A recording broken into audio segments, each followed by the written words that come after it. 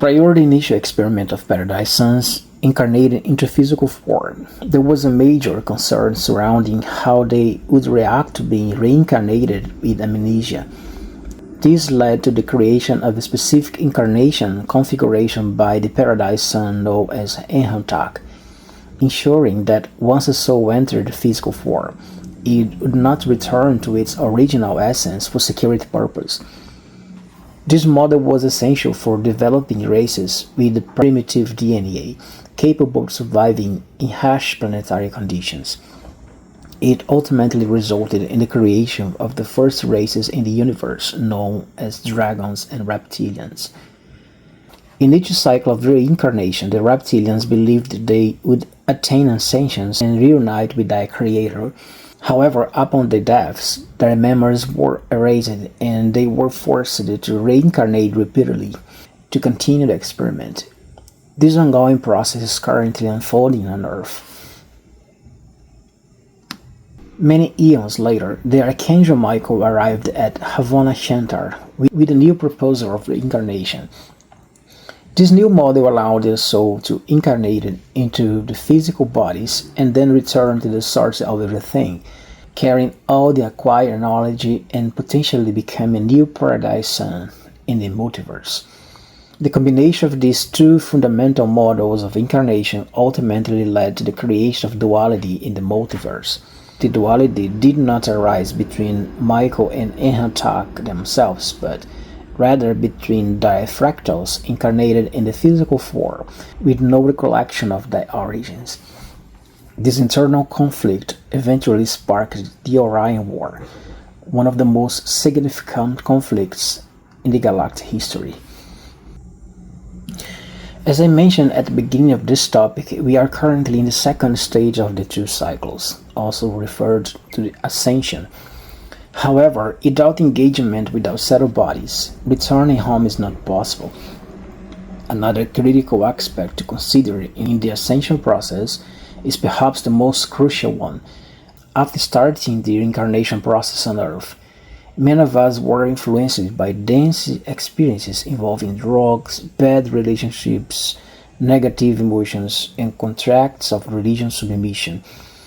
These unresolved situations from our past lives led to the creation of new personalities or new fragments of ourselves, born from these adverse experiences. These personalities from past lives represent parts of ourselves trapped in interdimensional levels of afterlife, waiting for liberation. The process of each individual's ascension is linked to rescuing these personalities back into our astral body. They are rescued as we bring light into our lives. For instance, every time we overcome dense addictions such as drugs, parts of ourselves are automatically rescued from these interdimensional levels, also known as digital planes of existence.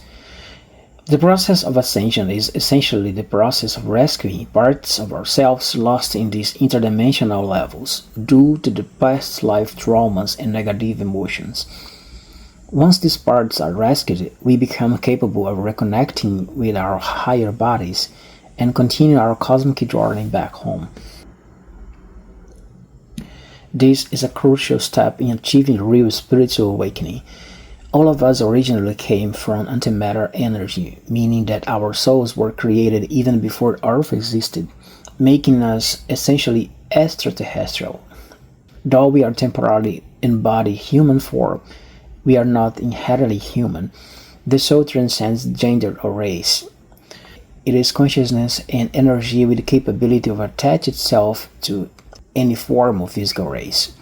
Across the multiverse, there exist thousands of different races, each playing a part in the cosmic project of the soul incarnating into biological bodies.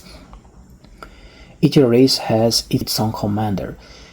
In our galaxy, some of the most recognized races are the Arcturians, Felines, Pleiadians, Reptilians, Zetas, Greys, Insectoids, Draconians, and the human race. The majority of these races exist in the 5th and 6th dimensions, while some inhabit spaces between dimensions. Each dimension has its unique time. The atomic velocity in each dimension can be 1026 times faster or slower compared to the dimension above or below. This difference in velocities explains why we cannot perceive them. The so-called spiritual world is not more than these different dimensional levels.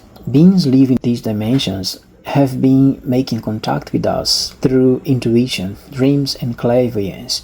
Only individuals with mediumship abilities can perceive them. Unfortunately, many of these extraterrestrial races have presented themselves as angels and gods for centuries, contributing to the formation of the primary religions on Earth.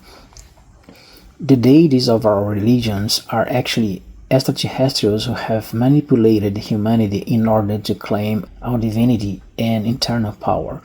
Accepting the existence of the extraterrestrial life is an essential step towards ascension because this truth has the potential to dissolve the contracts of religion submission that have bound us in the incarnation cycle under concepts of karma, sin, hell, heaven, and fear of God.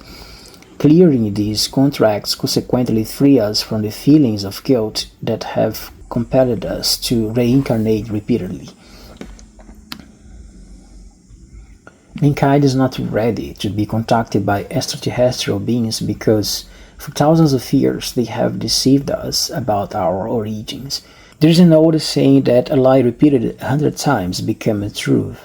The very same extraterrestrial entities that created Homo sapiens also fabricated the concept of God and established all religions globally to maintain control over us through fear.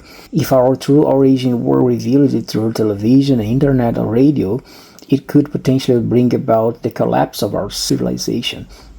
People might react chaotically upon learning that their concept of God is actually rooted in extraterrestrial manipulation. Revelation akin to us conducting experiments on rats in laboratories.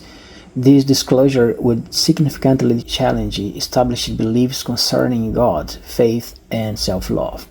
Thus, by withholding this information, these entities are actually preventing potential chaos because humanity, particularly those who are devoutly religious, is not yet prepared for such revelation.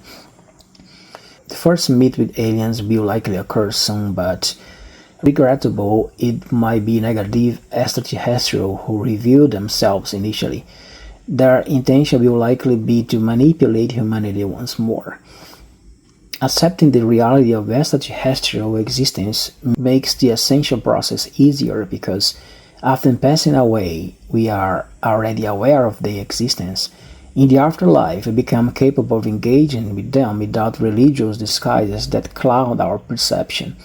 Also, many of us incarnated here represent former members of these extraterrestrial groups who chose to incarnate on Earth to support their stellar projects. However, due to the amnesia enforced by the frequency barrier established on Earth, we cannot remember our past stellar affiliations.